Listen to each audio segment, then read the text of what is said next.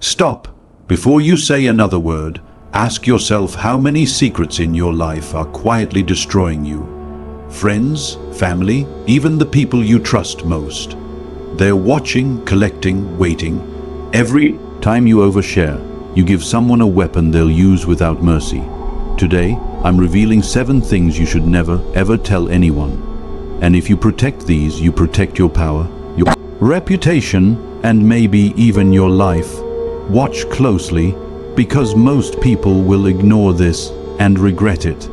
Because one of these, especially the last one, can destroy your reputation, your relationships, and your future. 1. Your next move should never be public information.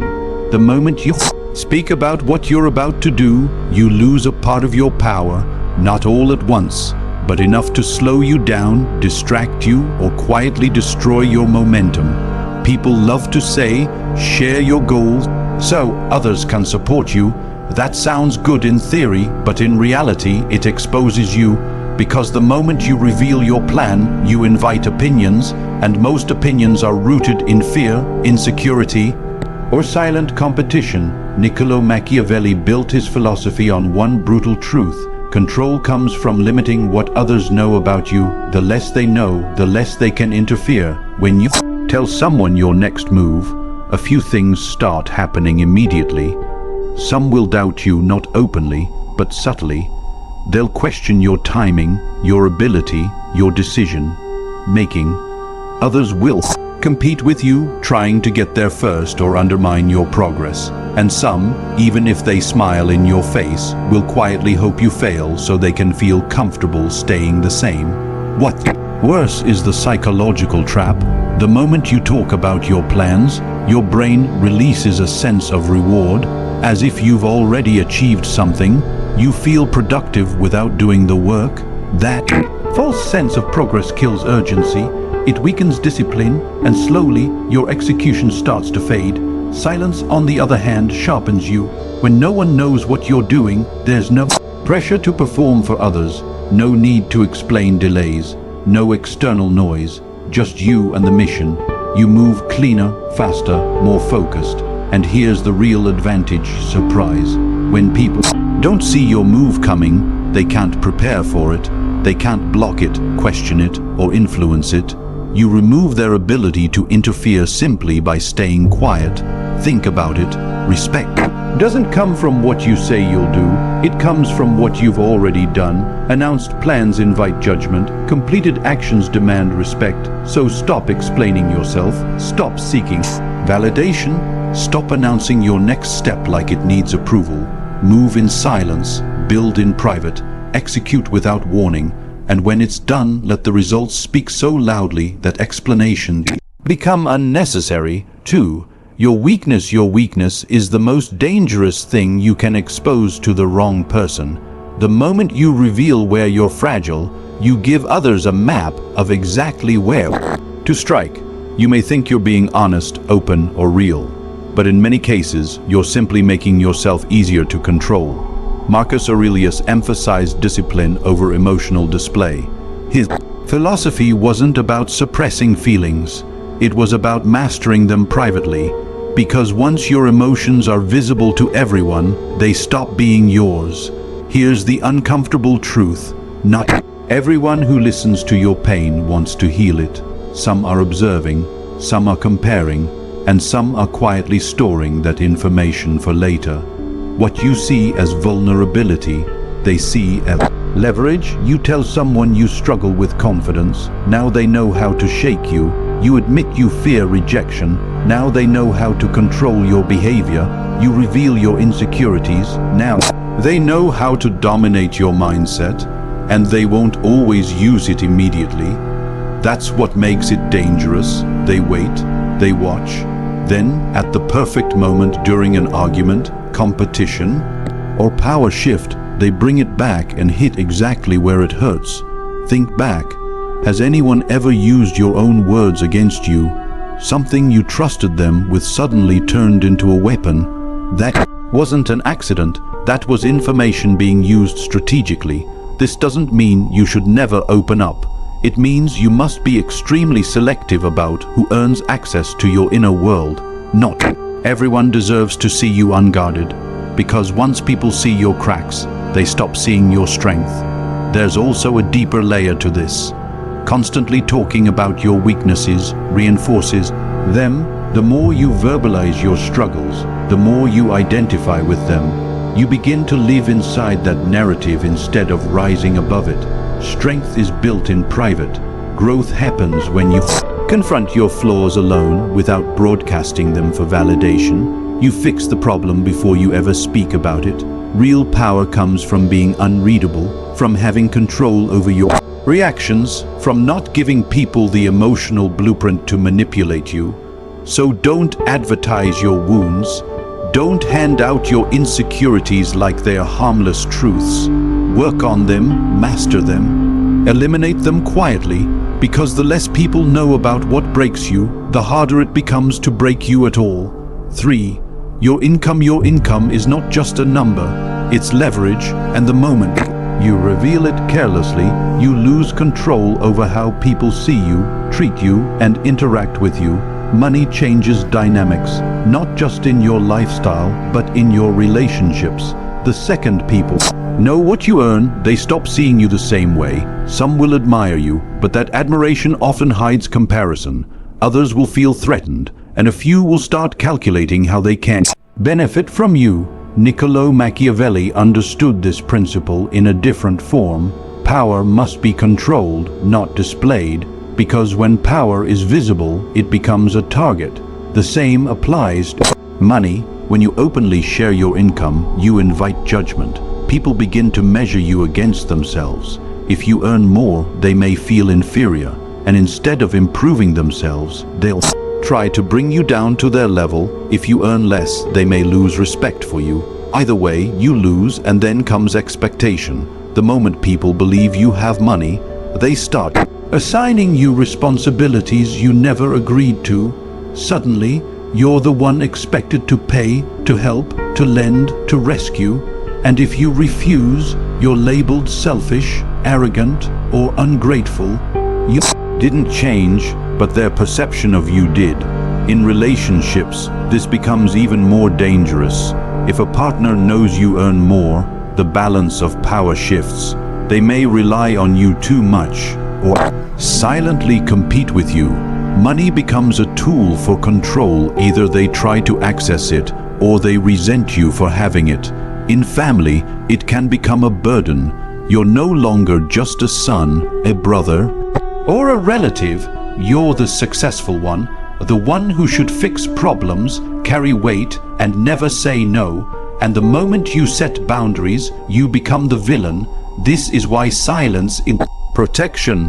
When people don't know what you earn, they can't adjust their behavior around it. They treat you based on who you are, not what you have. You remove the manipulation before it even begins.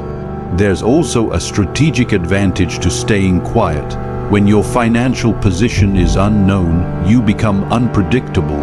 People can't size you up. They can't plan around you. They underestimate you, and that gives you room to move freely. On the other hand, when you flaunt your income, you become easy to read, easy to target, easy to pressure. True wealth doesn't announce itself. It doesn't need validation. It doesn't seek attention. It moves quietly. The most powerful people aren't the ones showing off what they have. They are the ones making others wonder. Mystery creates respect. Uncertainty creates caution, and both give you control. So don't talk about your salary, don't explain your finances, don't feel the need to prove your worth through numbers, because the moment your income becomes public knowledge, it stops being your advantage and starts becoming everyone else's tool. Stay silent, stay private, and let your results speak without ever revealing the numbers behind them. 4. Your relationship conflicts. Your relationship is one of the most sensitive areas of your life, and the moment you expose its problems to the wrong people, you lose control over both the narrative and your position within it. It starts innocently. You have an argument, you feel hurt, confused, maybe even betrayed. so you reach out to a friend, a group chat, or worse, social media. You explain what happened, hoping for support, validation, or clarity, but what you're actually doing is something far more dangerous. You're turning your private life into public information. Niccolò Machiavelli believed that once others understand your internal weaknesses, they gain the ability to influence and destabilize you. And relationship conflict is one of the clearest windows into your emotional state. When people hear about your issues, they don't just listen, they interpret. They analyze your role, your partner's behavior, and the power dynamic between you. Even if they pretend to support you, they are forming judgments that will shape how they see you going forward. And here's the part most people ignore: they never forget. You might forgive your partner, you might move on, you might rebuild, but the people you told, they're stuck with the version of your relationship you exposed. Every time they see you together, they remember the weakness, the disrespect, chaos you described. You healed, but your image didn't. This is how respect erodes quietly. When you repeatedly share your relationship problems, you begin to look unstable, emotional, reactive, controlled by your situation rather than in control of it. And once people see you that way, they stop taking you seriously, not just in your personal life, but in every area.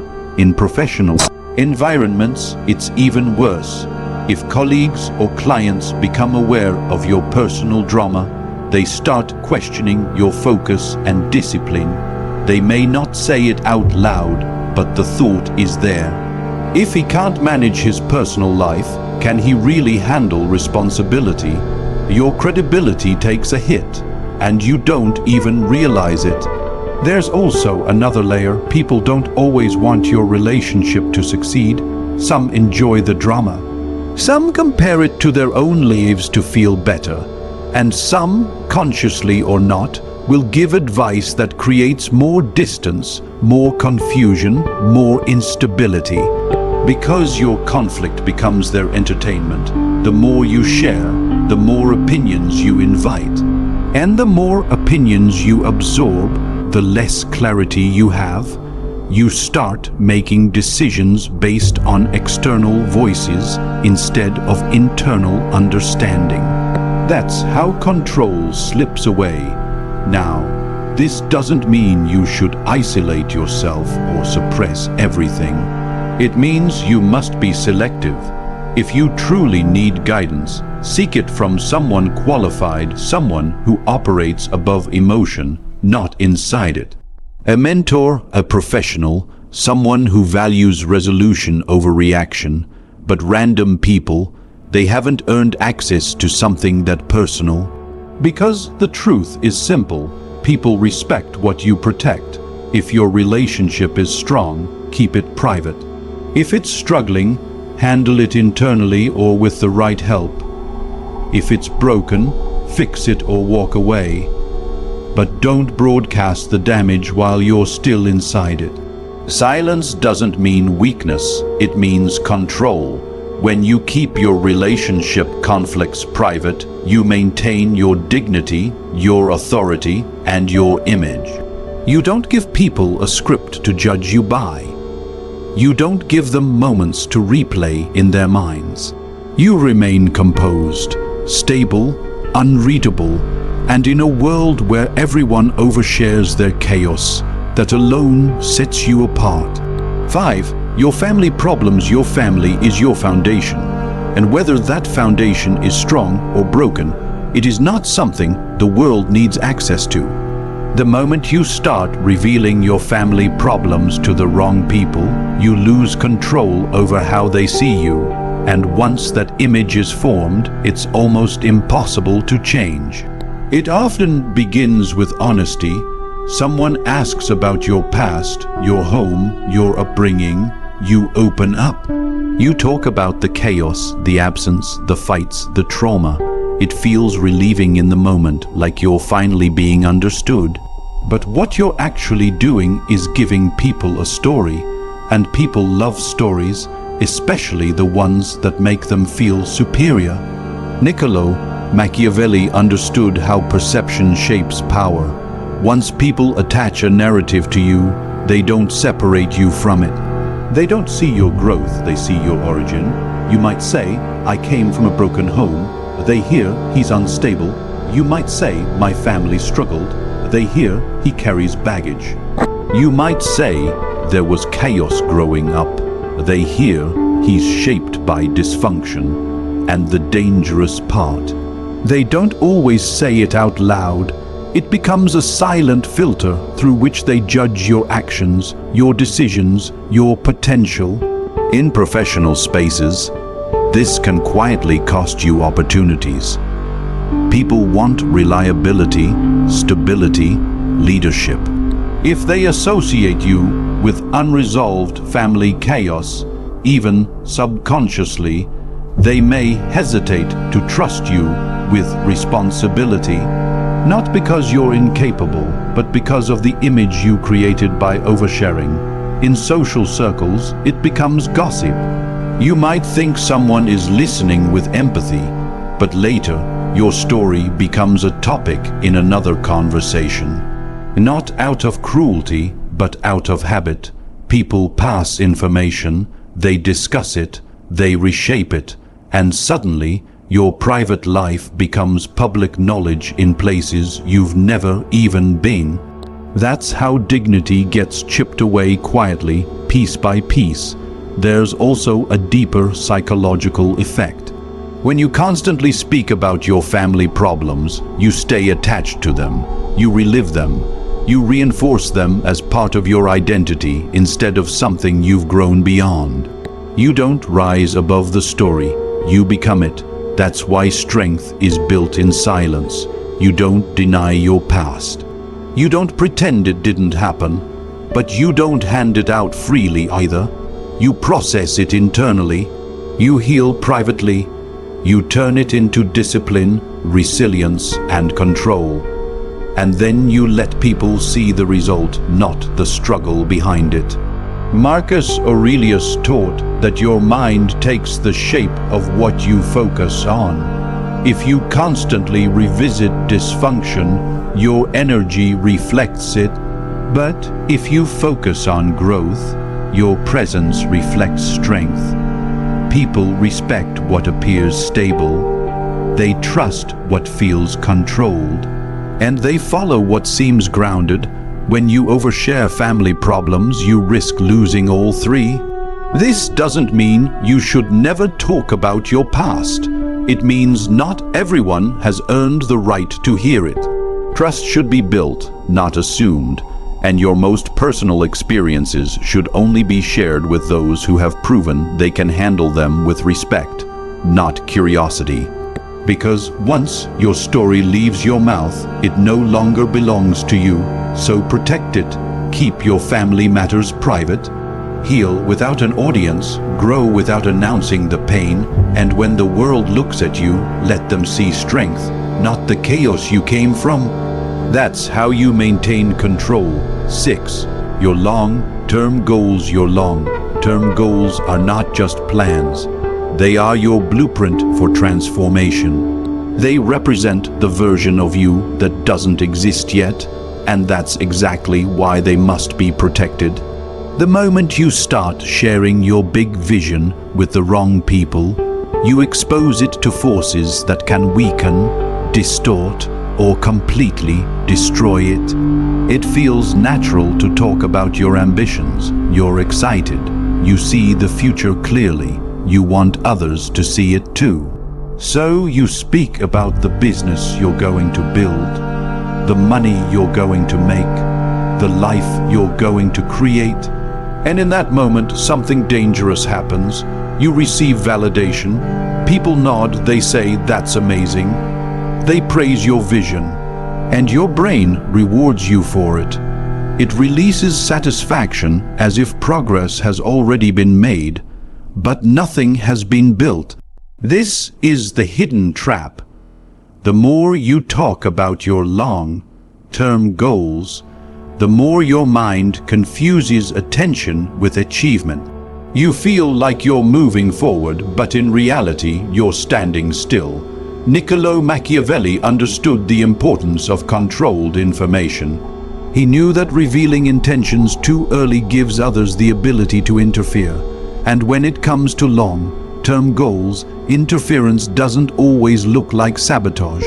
It often looks like doubt. You tell someone your 5-year vision.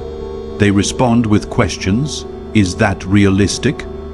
Why not aim smaller first? What if it fails? Even if they mean well, they plant seeds of hesitation. And hesitation slows execution. Over time, you start adjusting your vision, not based on your potential, but based on what others find acceptable. You shrink your ambition to fit their comfort zone. That's how dreams get diluted. There's also another layer: competition. Not everyone who hears your goals wants to see you achieve them. Some will compare themselves to you. If your vision is bigger than theirs, it threatens their identity, and instead of rising, they'll try to pull you back, subtly, quietly, through doubt or distraction. They don't attack your goal directly. They question your path. They challenge your timing. They suggest alternatives that lead nowhere. And if you're not careful, you start listening. Now your path is no longer yours. It's a mixture of other people's fears, opinions, and limitations. This is why silence becomes a strategic advantage. When no one knows your long-term goals, no one can influence them. No one can prepare for them. No one can interfere with your process. You move freely. You experiment without judgment. You fail without an audience. You adjust without pressure. And most importantly, you build without distraction. There's also power in mystery. When people don't know what you're working toward, they can't predict you. They can't categorize you. They can't limit you. You become unpredictable, and unpredictability creates an edge. Seneca emphasized self-mastery and internal focus. He believed that true progress comes from within, not from external approval. Your goals should be driven by discipline, not applause, because applause is temporary. Execution is permanent. Let's be clear, this isn't about hiding out of fear. It's about protecting what's still fragile. A long-term vision in its early stages is vulnerable. It hasn't been tested. It hasn't been built. It relies entirely on your belief and your consistency. The more outside voices you allow in, the more that belief gets shaken. And once belief weakens, action follows. That's how most people fail, not because their goals were impossible, but because they exposed them too early and allowed the wrong influences to shape them. So what should you do? You keep your vision private. You write it down, you refine it. You build systems around it. You take action every day quietly, consistently, without needing anyone to acknowledge it. You let time and results reveal what words never could. Because when you finally achieve something real, when the business is running, when the money is flowing, when the transformation is visible, you won't need to explain anything. People will see it and they'll ask, when did this happen? That's the moment you win, not when you talked about it. Not when you announced it, but when you executed it in silence. So protect your long-term goals like they're classified information. No early announcements, no unnecessary explanations, no outside validation, just focus, discipline, and quiet execution. Because the less people know about where you're going, the harder it becomes for them to stop you from getting there. 7. Your biggest regrets carry weight. They are tied to your past mistakes, your lowest moments, the decisions that still echo in your mind when everything is quiet. And because of that emotional weight, there's always a temptation to share them, to release the burden, to feel understood, to hear someone say, "It's okay." But in a world where perception shapes power, revealing your deepest regrets to the wrong people can cost you far more than it relieves you. Niccolo Machiavelli understood that once others see your past clearly, they gain influence over your present. Not because your past defines you, but because people use it to define you anyway. When you tell someone your biggest regret, you're not just sharing a story. You're giving them insight into your former weaknesses, your past mindset, and the version of you that failed. Even if you've grown, evolved, and changed, that image becomes fixed in their mind. You moved on, but they didn't. And that's where the danger begins. At first, they may respond with empathy. They'll listen, nod, maybe even share something of their own. It feels like connection, like trust is being built. But over time, that information becomes stored. Then one day during tension, competition, or conflict, it resurfaces. You've always been like this. Didn't you mess this up before? Funny how you act different now. It doesn't matter how much you've improved. In that moment, they pull you back into your past and use it to weaken your present. That's the risk of revealing regret to people who haven't earned the right to hold it. There's also a psychological cost that most people ignore. The more you talk about your regrets, the more you reinforce them.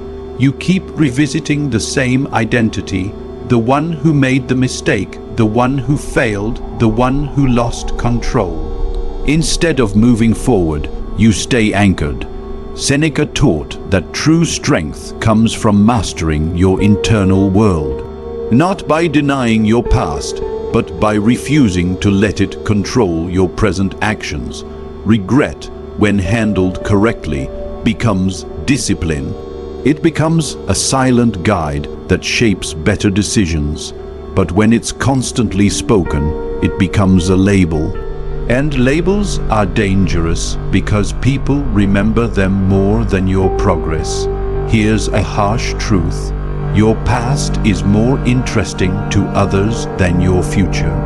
People are naturally drawn to stories of failure, scandal, and mistakes, not because they care about your growth, but because it gives them something to hold on to, a reason to feel above you, or at least not beneath you. So, when you share your biggest regret, you're giving them a version of you they can always return to. No matter how much you evolve, they'll always have that reference point.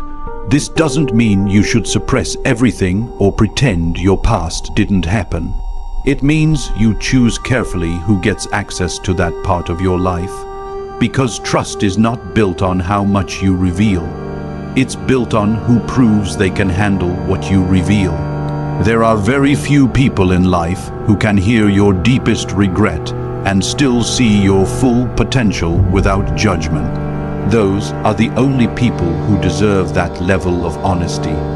Everyone else, they don't need to know. Instead of speaking your regrets, transform them, let them shape your discipline, let them sharpen your awareness.